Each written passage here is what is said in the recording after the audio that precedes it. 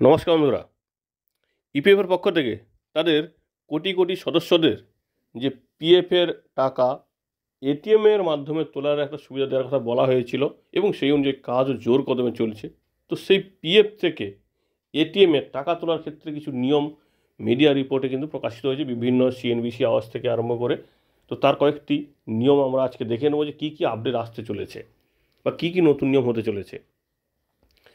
যেমন পিএফ থেকে এটিএমের মাধ্যমে টাকা তুলতে পারবেন কোন কোন ইপিএফের মেম্বার, অর্থাৎ সবাই কি যোগ্য হবে না কি শর্ত আছে, বা সেই সঙ্গে এটিএম থেকে যে পিএফের টাকা তুলতে হবে তার জন্য কোনো কি ফর্ম ফিল আপ করতে হবে নাকি, এবং সেই সঙ্গে ইডিএলআই স্কিম যেটা সমস্ত ইপিএফ মেম্বারদের দেওয়া হয়, অর্থাৎ এমপ্লয়ি ডিপোজিট লিঙ্কড ইন্স্যুরেন্স, যেটা কোনো সদস্যের মৃত্যুর পরে তার নমিনি বা উত্তরাধিকারীকে দেওয়া হয়।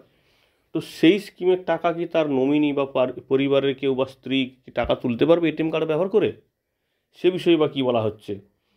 বা কোনো ইপিএফ সদস্য যদি তার পিএফ থেকে কিছু টাকা তুলে নেয়, সেক্ষেত্রে তিনি কি পেনশন পেতে পারেন, বা কখন পেনশন পাবেন, বা কোন শর্তে পাবেন যদি কেউ সময়ের আগে পেনশন নিতে চায়, এবং সেই সঙ্গে আর কি কি নতুন নিয়ম হতে চলেছে। এবং সেই সঙ্গে আপনারা অনেকেই পেনশন বৃদ্ধি নিয়ে কমেন্ট করেছেন, যদিও কয়েকজন খুব ভালো কমেন্ট করেছেন, জিজ্ঞেস করেছেন, কিন্তু কয়েকজনের কমেন্ট সত্যি আমাকে কষ্টদায়ক দিয়েছে। তো যাই হোক, এই পিএফের যে পেনশন বৃদ্ধির বিষয়গুলো একটা বড় আপডেট আছে সংসদে, কেন্দ্রীয় মন্ত্রীর পক্ষ থেকে দেয়া হয়েছে, সেটা নিয়েও কিন্তু আলোচনা করব। আশা করি ভিডিওটি শেষ পর্যন্ত দেখবেন। দেখুন, বলা হয়েছে পিএফ থেকে টাকা তুললে অবসরের পর পেনশন পাওয়া যাবে নাকি, নিয়ম কি বলছে। বলা হচ্ছে কেউ যদি প্রভিডেন্ট ফান্ড বা পিএফ থেকে টাকা তোলেন তাতেও তিনি পেনশন পাওয়ার যোগ্য, অর্থাৎ সময়ের আগে কেউ টাকা তুলে নিল, যে যে শর্তগুলো থাকে সেই শর্তে যে সমস্ত কর্মীরা এমপ্লয়মেন্ট প্রভিডেন্ট ফান্ড অর্গানাইজেশনের আওতায় থাকেন তারা অবসরের পর পেনশন পাবেন, অর্থাৎ তারা অবসরের পর পেনশন পাবেন। তবে এর জন্য, অর্থাৎ এই পেনশন পাওয়ার যোগ্যতা হচ্ছে 10 বছর চাকরি করতে হবে। ইপিএফ স্কিমে থাকা এই টাকাটি ম্যাচিউরিটির পরে পেনশন হিসেবে পাওয়া যাবে, অর্থাৎ উনি রিটায়ারমেন্টের পরে এই টাকাটি রিটার্ন পাবেন পেনশন হিসাবে।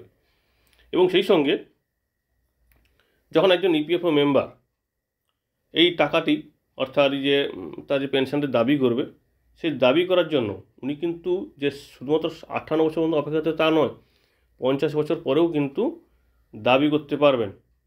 তবে হ্যাঁ, তার জন্য কিন্তু অবশ্যই সেই একটাই শর্ত, 10 বছর ওনাকে টাকা মিনিমাম পিএফ অ্যাকাউন্টে জমা করতেই হবে, তবে তিনি এই পেনশন পাওয়ার যোগ্যতা থাকবে। তবে সেই সঙ্গে আরও অন্যান্য শর্ত যেমন থাকবে সেটাও কিন্তু মানতে হবে।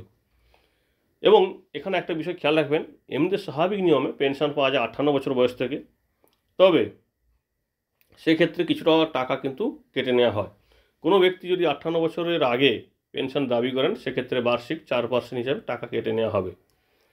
এবং এখানটায় আর একটা বিষয় খেয়াল রাখবেন, অবসরের পর ইপিএফের জমা টাকার 75% একেবারে দিয়ে দেওয়া হবে, বাকি 25% উপর পেনশন দেওয়া হবে। এবার দেখে নিই এটিএম থেকে পিএফের টাকা তোলার যে নিয়ম কানুন বলা হচ্ছে বা যোগ্যতা বা শর্ত বলা হচ্ছে, সেই বিষয়টা কি বলছে, কী রকম আপডেট এসছে। এখনও পর্যন্ত যে মিডিয়া রিপোর্ট অনুযায়ী একজন দাবিদার বা সুবিধাভোগী, অর্থাৎ যিনি ইপিএফের মেম্বার, অর্থাৎ উনি একজন সুবিধাভোগী বা বিমাকৃত ব্যক্তি, অর্থাৎ ইডিএলআই স্কিমে আছেন, এইরকম ব্যক্তি এটিএমের মাধ্যমে সুবিধা মতন তার দাবিগুলি, অর্থাৎ টাকাটি উনি তুলতে পারবেন।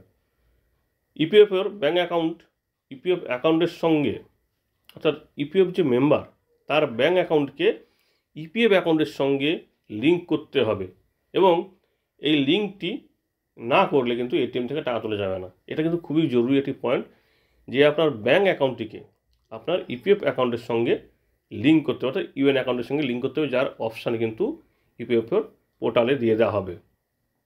কোনো সদস্যের মৃত্যুর পরে তার সুবিধাভোগী, অর্থাৎ বেনিফিশিয়ারি বা ওনার যে নমিনি বা ওনার যে লিগ্যাল হেয়ার থাকবে বা পরিবারের যে লোকজন থাকবে, তারাও কিন্তু এটিএম থেকে টাকা তোলার সুযোগ পাবেন।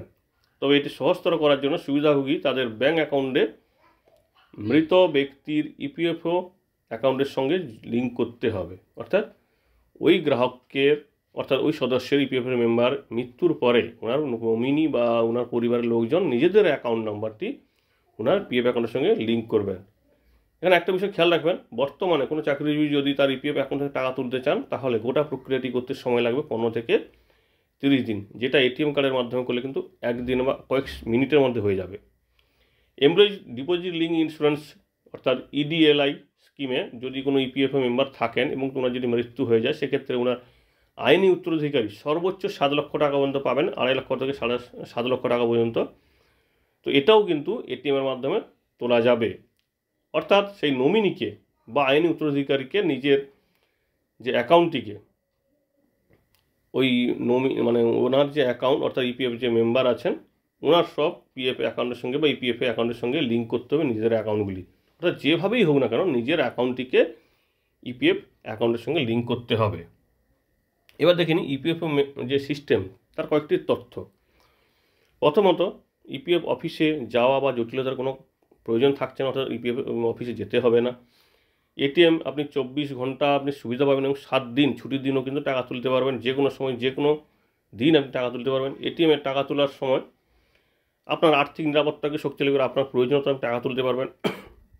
গ্রাহকদের আরও বেশি আর্থিক নমনীয়তা প্রদান করা হচ্ছে এবং সেই সঙ্গে মেডিকেল ইমার্জেন্সিতেও কিন্তু এই কাজটা বা এই সুবিধাটা অনেক কাজে লাগবে।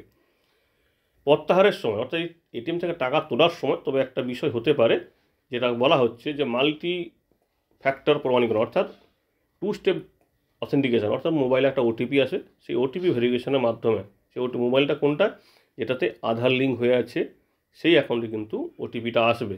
সেই ওটিপি ভেরিফিকেশন করার পরে আপনারা জানেন কয়েকটি ব্যাঙ্ক অলরেডি কিন্তু ওটিপি না দিলে এটিএম থেকে টাকা দিচ্ছে না, যেমন যার মধ্যে এসবিআই 10,000 টাকা বা তার বেশি হলে কিন্তু ওটিপি দিতে বাধ্য করে।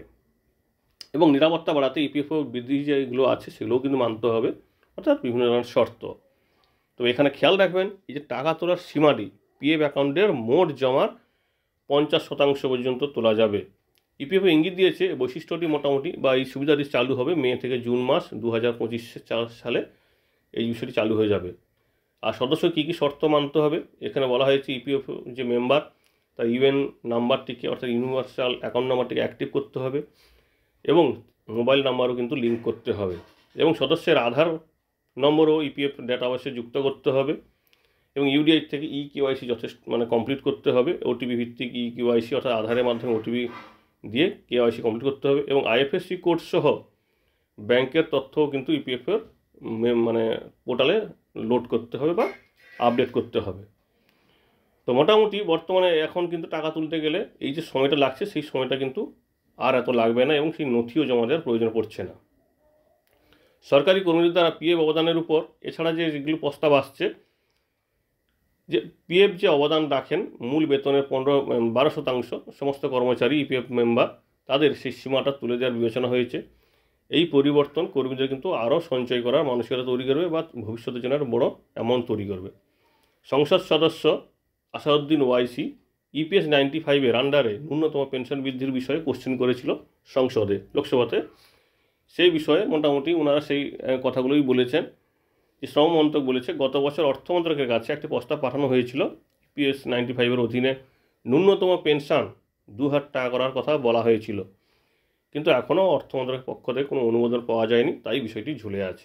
অর্থাৎ পেনশন বৃদ্ধির বিষয়ে যে সম্মতি দিয়েছে তবে সেটা খুব বেশি নয়, যেটা দাবি করা 6,500, তো সেটা না হয়ে হয়তো 2,000 হতে পারে, তবে সেটাও কিন্তু অর্থ মন্ত্রকের কাছে আটকে আছে।